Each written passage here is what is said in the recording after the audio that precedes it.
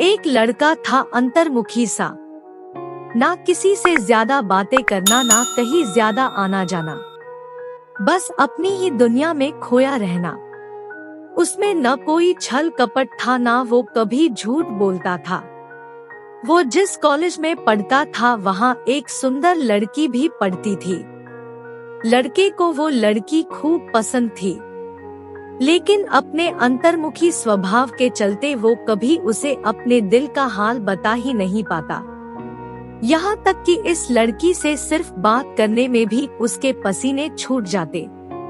एक दिन कॉलेज खत्म करके घर लौटते वक्त अचानक बारिश होने लगी। लड़का बारिश से बचने के लिए एक पेड़ के नीचे जाकर खड़ा हो गया। सद्भाग्य से उसी पेड़ के नीचे वही लड़की भी खड़ी थी जिसे लड़का पसंद करता था। लड़का मन ही मन बहुत खुश हो गया। लड़की भी लड़के के तरफ देखकर मुस्कुराई। लड़का कुछ बोल नहीं पा रहा था, तभी लड़की ने ही लड़के से बात करना शुरू कर दिया। लड़की ने बताया कि वह लड़के को जानती है।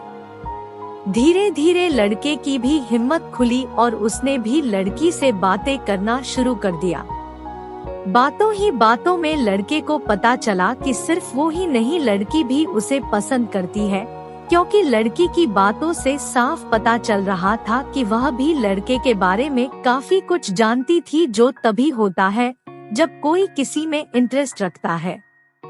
बारिश और ज्यादा जोर से होने लगी और पेड़ के पत्तों से पानी की बूंदें उन दोनों पर गिरने लगी।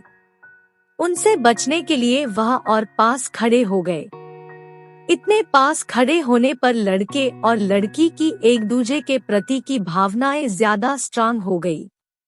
लड़के ने जीवन में पहली बार हिम्मत करके लड़की से बोल दिया कि वह उसे पसंद करता है। लड़की खुश हो गई और उसने भी यह बात मानी कि वह भी लड़के को काफी पसंद करती है। इस तरह से दोनों का प्यार उस पेड़ के नीचे एक नई मंजिल को पा गया।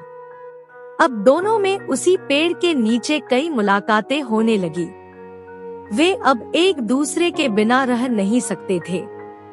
वे अक्सर किसी ना किसी बहाने से उस पेड़ के पास आते और एक दूसरे से मिलते और एक दूसरे से अपने मन की बातें करते।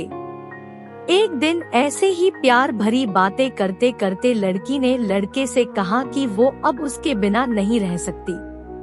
उन्हें जल्दी ही अब एक हो जाना चाहिए, शादी कर लेनी चाहिए। लड़के ने लड़की से वादा किया कि वह जल्दी ही इस बारे में अपने घर वालों से बात करेगा और लड़की को भी अपने फैमिली से बात करने के लिए कहा। कुछ दिनों बाद जब लड़का और लड़की फिर से उस पेड़ के नीचे मिले, तब लड़की की आंखों में आंसू थे। लड़की को इस तरह रोते हुए देखकर लड़का बहुत दुखी हो गया। उसने लड़की से पूछा कि वह क्यों रो रही है। लड़की ने बताया कि उसने अपने घर वालों से उनकी शादी के लिए बात की तो उसके घर वाले बिल्कुल नहीं माने और उन्होंने जबरदस्ती उसकी शादी किसी और से तय कर दी।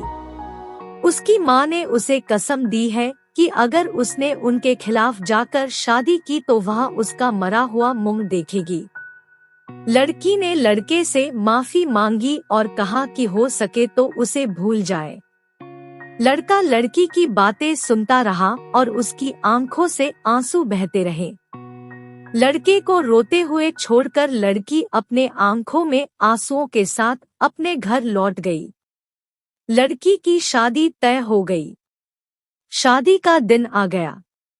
लड़की सज धज कर बैठी हुई थी, लेकिन उसके चेहरे पर कोई खुशी नहीं थी।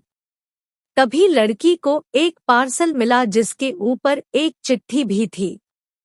लड़की ने उस पार्सल से चिट्ठी को निकाला और उसे खोलकर पढ़ा। चिट्ठी उसके प्रेमी की यानी उसी लड़के की थी। चिट्ठी में लिखा था, तुम शादी कैसे कर सकती हो? तुम अपनी शादीशुदा जीवन में कैसे खुश रह पाओगी जब तुम्हारा दिल तुम्हारे पास है ही नहीं? क्योंकि तुम्हारा दिल तो मेरे पास है। मैं तुम्हारा दिल लौटा रहा हूँ ताकि तुम अपने पति को भविष्य में प्यार कर सको और तुम्हारी शादीशुदा जिंदगी अच्छी चले। लड़की ने उस पार्सल को खोला और देखकर वो बेहोश हो गई। उस पार्सल में उस लड़के का खून से लथपथ दिल था जो उसने निकालकर उसे भेजा था।